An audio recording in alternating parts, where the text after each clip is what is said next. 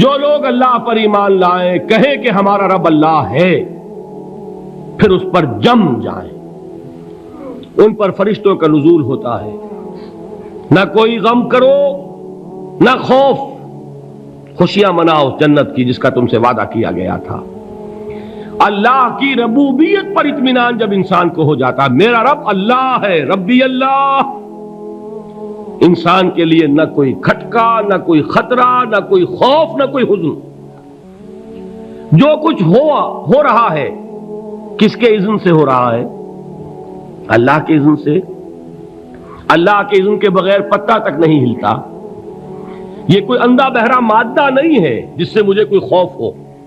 اندھا بھینسا چلا آ رہا ہو اس سے تو ڈرنے کا ہر انسان کو ڈرنا چاہیے، نہ معلوم کس کو ٹکر مار دے، لیکن نہیں، اس کائنات کو چلانے والا ایک سمیع و بصیر خدا ہے، وہ جو میرا دوست ہے، میرا ولی ہے۔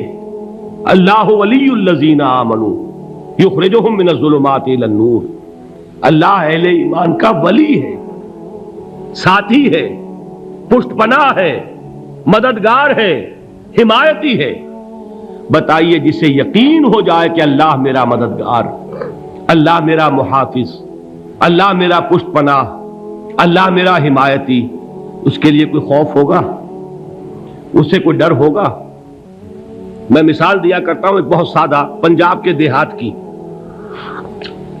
تو بڑا چودھری ہے اور کوئی غریب کسان ہے، اس غریب کسان کے جانوروں کو ہر وقت اندیشہ ہوگا چوری کا، کوئی میری بھینس کھول کر نہ لے جائے، کوئی میرا بیل کھول کر نہ لے جائے۔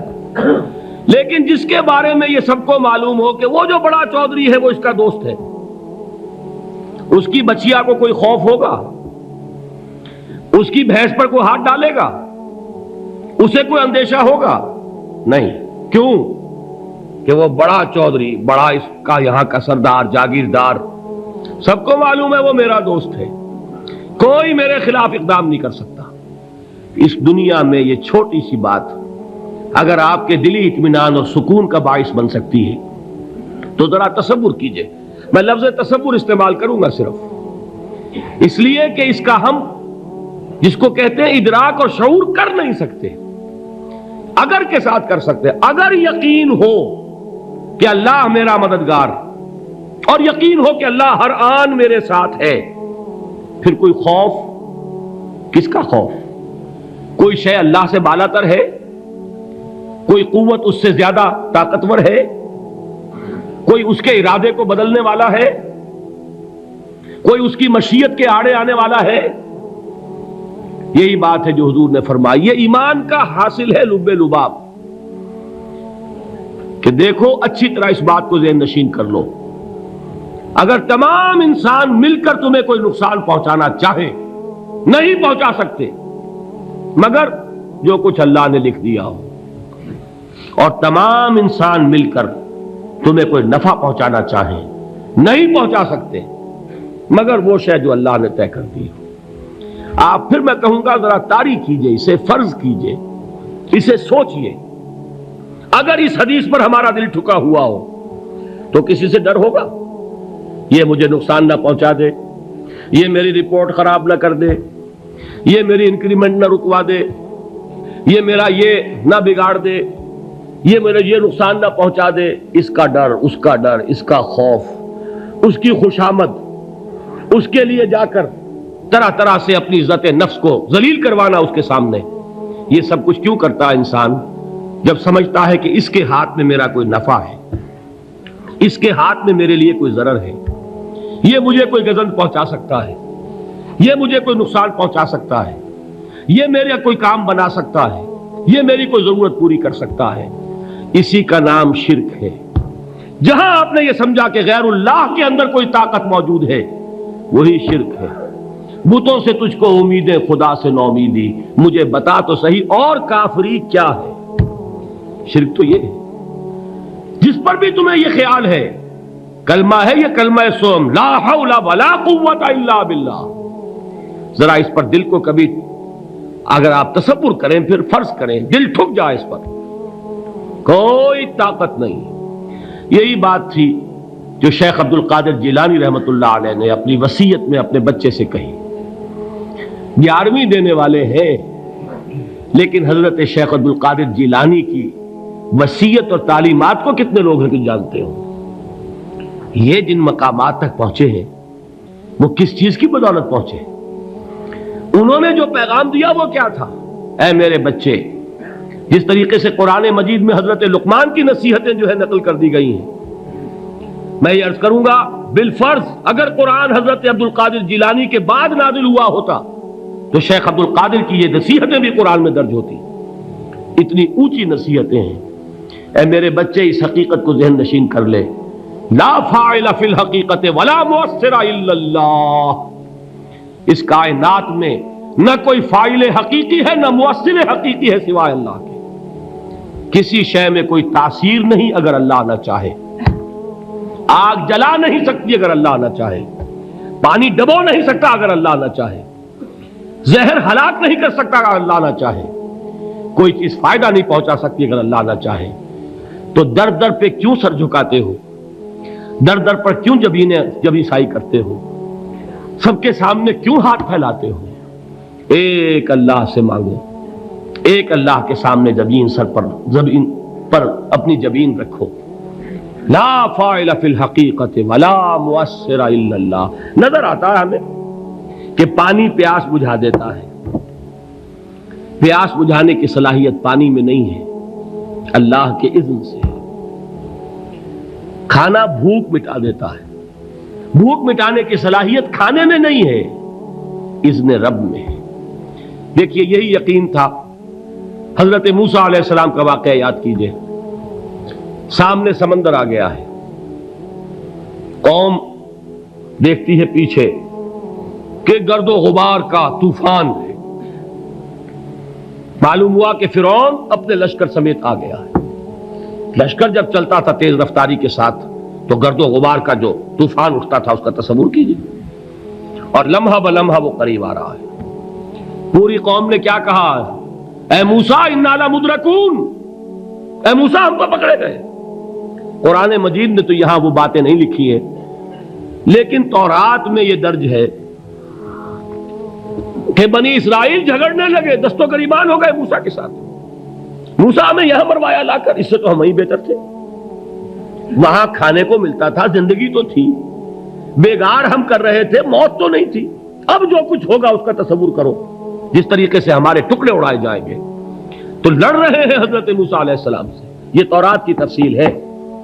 قرآن میں صرف اتنا آیا ہے، پریشان ہو کر انہوں نے کہا انا لمدرکون، موسیٰ ہم تو پکڑے گئے. اس وقت موسیٰ کا جواب کیا ہے؟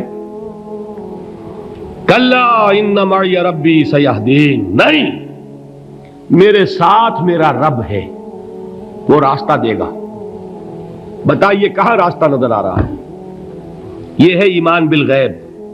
راستہ نظر نہ آئے تب اللہ پر یقین ایمان ہے. جیب میں پیسے ہوں اور تب دل کو اطمینان ہے تو ایمان کس پر ہوا؟ پیسے پر، اللہ پر نہیں. جب وسائل و ذرائع نہ ہو اور پھر یقین ہو کہ اللہ مسبب الاسباب ہے، وہ اسباب کا پابند نہیں ہے، وہ اسباب کا محتاج نہیں ہے، اسباب اس کے محتاج ہے.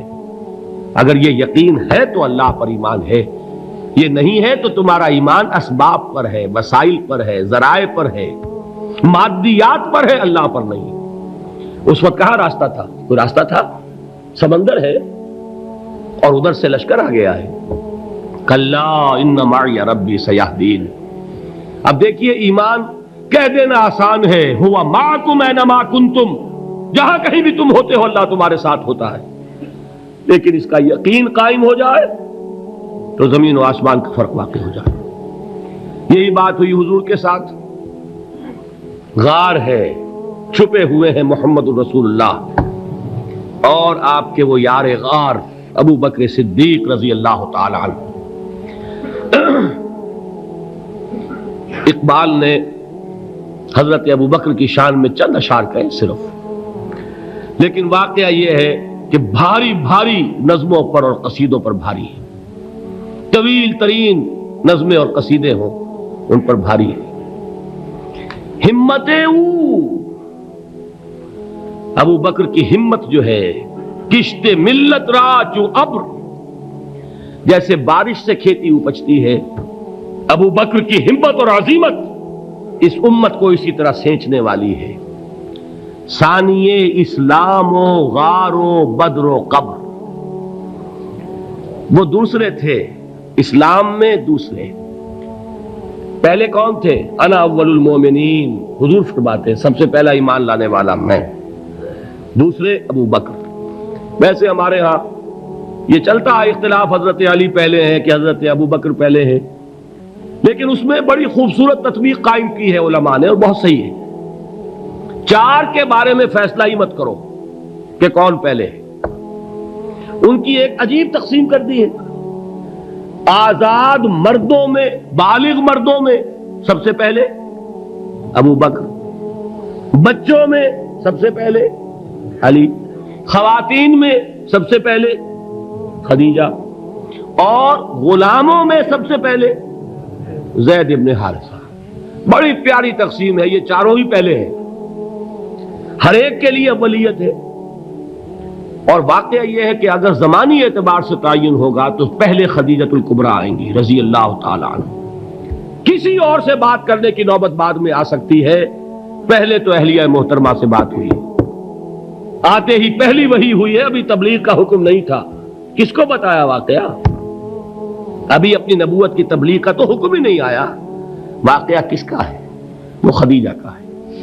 جب کہا ہے کہ خشیت علی نفسی، مجھے اپنی جان کا اندیشہ ہے، تو کیا جواب دیا خدیجہ نے رضی اللہ تعالی عنہا؟ وہ صدیقۃ الکبریٰ ہے، صدیقات جو ہے خواتین ان میں چوٹی پر خدیجۃ الکبریٰ ہے رضی اللہ تعالی عنہا، اور صدیق جو مرد ہیں ان میں صدیق اکبر ہے ابو بکر صدیق رضی اللہ تعالی عنہ، لیکن صدیقات میں چوٹی پر۔ جب حضور نے فرمایا خشیت علی نفسی، کیا فرمایا، کیا عرض کیا، کیسے تسلی دی؟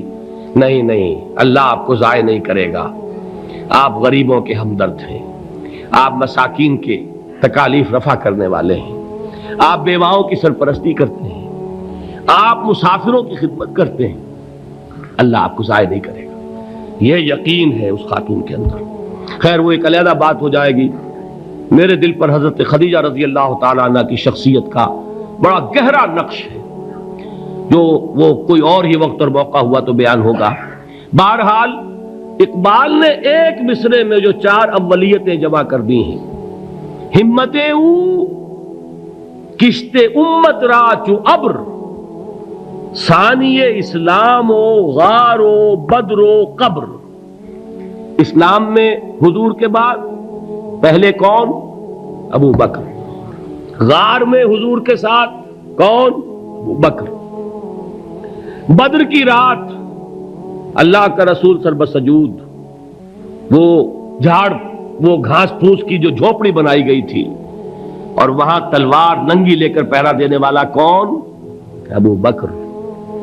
اور اس حجرہ عائشہ میں محمد کے بعد سب سے پہلے دفن ہونے والا کون؟ ابو بکر رضی اللہ تعالی عنہ صلی اللہ علیہ وسلم۔ وہ جو معاملہ میں سنا رہا تھا غار ثور کا، حضرت ابو بکر بھی حضور کے خیال سے لرز گئے ہیں۔ آپ کو یاد ہوگا کہ جا کر پہلے تمام جتنے سوراخ تھے انہیں بند کیا ہے، ایک سوراخ رہ گیا تھا جس کو بند کرنے کے لیے کوئی کپڑا نہیں تھا، وہاں اپنی ایڑی رکھی ہے، تب کہا ہے حضور سے تشریف لائیے، اور اپنے زانو پر حضور کو لٹایا ہے، اور وہاں کسی موذی جانور نے کاٹا ہے، حضور کی آنکھ لگ گئی تھی اس وقت، اس بل کے اندر جو بھی بچھو ہے کیا ہے واللہ عالم، اس نے کاٹا ہے، اس کی تکلیف کی وجہ سے ابو بکر کی آنکھوں سے آنسو ٹپک گئے، حضور کے چہرے مبارک پر پڑے ہیں، تو حضور جاگے ہیں، معاملہ کیا ہے؟ ایڑی نہیں ہٹائی وہاں سے، مبادا وہ جانور وہاں سے نکل کر محمد الرسول اللہ کو کوئی گزن پہنچا دے، ابو بکر کی ایڑی ہے، جس طرح چاہے کھا لے، ختم کر دے، جان نکل جائے تب کوئی آنچ آئے، محمد پر تو آئے، لیکن جیتے جی نہیں۔ وہ ہے ابو بکر حضور کے خیال سے۔ اس وقت حضور نے پھر اپنا لعاب دہن لگایا ہے، اور اس سے پھر آپ کی تکلیف ختم ہوئی۔ جیسے خیبر میں حضرت علی کی آنکھ دکھ رہی تھی، اس کو جو شفا حاصل ہوئی ہے وہ بھی حضور کے لعاب دہن سے ہوئی۔ تو بہرحال اس وقت انہوں نے کہا ہے کہ اے نبی یا رسول اللہ، اگر اس وقت ان میں سے کسی نے غیر ارادی طور پر بھی اپنے قدموں کی طرف جھانک لیا تو پکڑے جائیں گے۔ کیا جواب تھا اللہ کے رسول کا؟ لا تحزن ان اللہ معنا، اللہ ہمارے ساتھ ہے، کیوں گھبراتے ہو ابو بکر؟ یہ ہے ایمان باللہ، میرا مالک اللہ، میرا رازق اللہ، میرا محافظ اللہ، میرا مددگار اللہ، میرا پشت پناہ اللہ، میرا دوست اللہ۔ یہ دوستی ہے اللہ کی جو لب لباب ہے، حاصل ہے ایمان کا، اسی کا نام ولایت ہے۔ اولیاء اللہ کے سروں پر سینگ نہیں ہوتے، جس کے دل میں ایمان راسخ ہو چکا ہو وہی اللہ کا ولی ہے، جسے اللہ پر یقین ہو چکا ہے وہی اللہ کا ولی ہے، جسے یقین ہے اللہ میرے ساتھ ہے، میرا مددگار، میرا پشت پناہ، میرا ساتھی، میرا دوست، میرا محبوب، میرا محب۔ اللہ اہل ایمان سے محبت کرتا ہے۔ واللہ یحب الصادقین، ان اللہ یحب الذین یقاتلون فی سبیلہ صفا کانہم بنیان مرصوص۔ اللہ محبت کرنے والا، اہل ایمان محبوب، اور اہل ایمان محبت کرنے والے اللہ محبوب۔ والذین آمنوا اشد حبا للہ۔ آپ تصور کیجئے جسے یہ رشتہ ایمان یا رشتہ ولایت حاصل ہو جائے، الا ان اولیاء اللہ لا خوف علیہم ولا هم یحزنون، آگاہ ہو جاؤ، اللہ کے دوستوں کے لیے نہ کوئی خوف ہے نہ کوئی حزن ہے۔